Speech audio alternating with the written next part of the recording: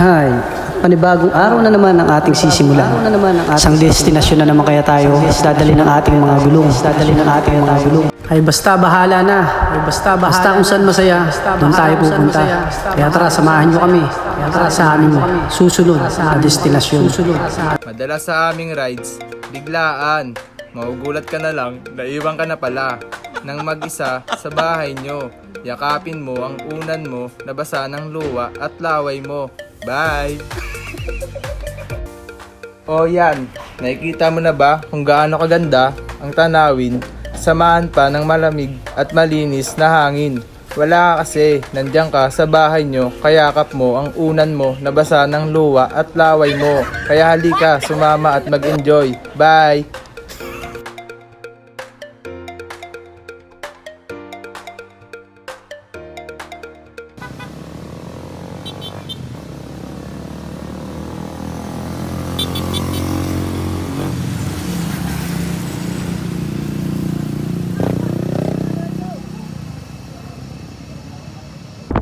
Yun, enjoy life lang.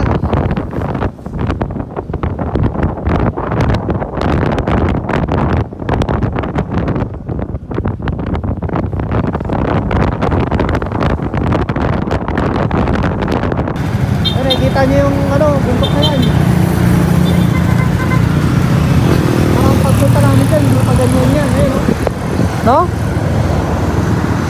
Wasak na doon. Ha? Wasak na. Kaya kayo, wasak na eh. Nung last na pagpunta natin dyan, buo pa yan.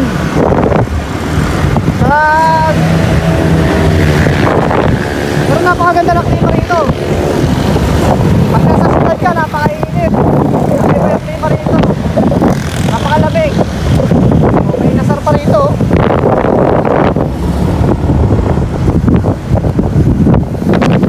Pupunta tayo ng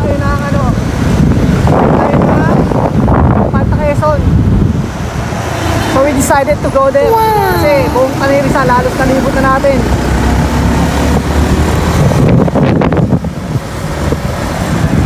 Okay, so naman Batang Pier. Ayun o!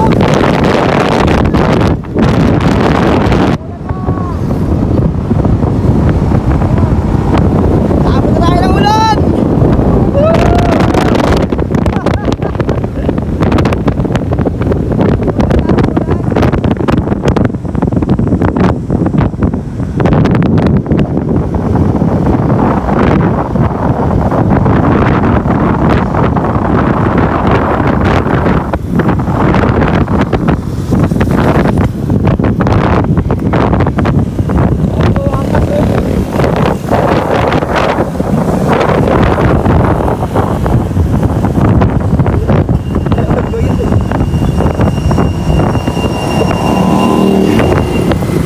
Yun yung mga biyayaan ka ng mga ganitong kagandang tanawin. Sobrang blessed na tayo nito guys. Kasi alam nyo naman sa lahat ng mga pinagdadaanan natin minsan sa buhay, mga struggles, problems, no?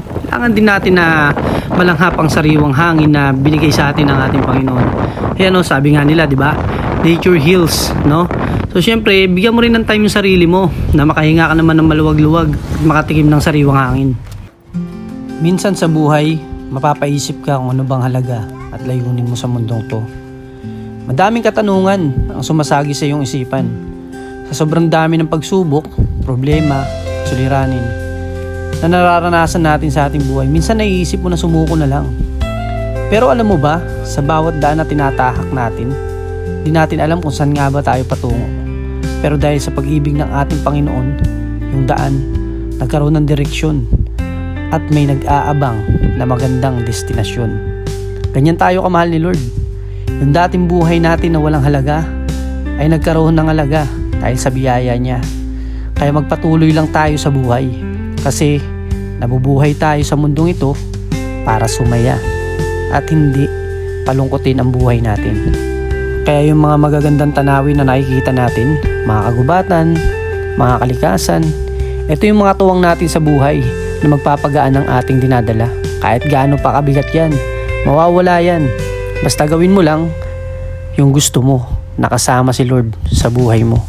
May purpose si Lord sa buhay nating lahat. Kaya't laban lang tayo hanggat may buhay At bukas, merong bagong pag-asang parating. Kaya bawat araw, dapat pinapahalagaan natin yan. Dapat pinapasalamatan natin si Lord sa bawat araw na kanyang binibigay.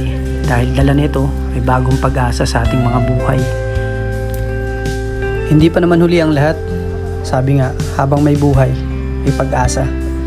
Kaya dapat, bawat sandali, pinapahalagaan. Kasi yung mga kwento na to, yung mga experience na to na pinagdaanan natin, balang araw, kwento na lang ito. Tayo kasi ang gagawa ng mga masasayang alaala natin dito sa mundong to.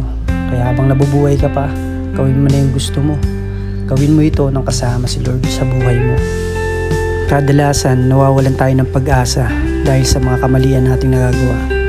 Pero alam mo ba, sa mga nakaraan mo, sa mga mali mo, doon tayo matututo.